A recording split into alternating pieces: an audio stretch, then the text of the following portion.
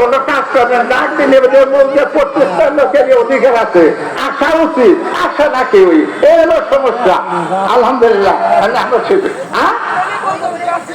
ফরিদপুরের মধ্যে জনপ্রিয় ঈদগাহে হাজার হাজার লোকের সমাগম।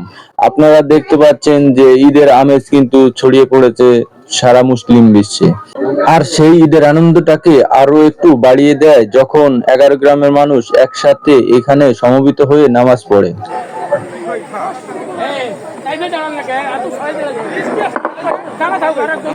ধনী গরিব পাপী তাপী সকলেই মিলে কিন্তু একসাথে এখানে ঈদের নামাজ পড়ে থাকেন।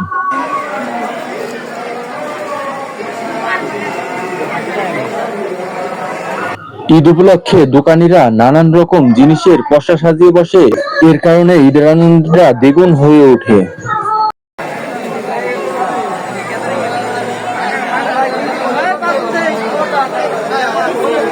এটাই মুসলিমদের অহংকার এবং মুসলিমদের যে ভালো লাগার আবেগের বিষয় কিন্তু এই ঈদ।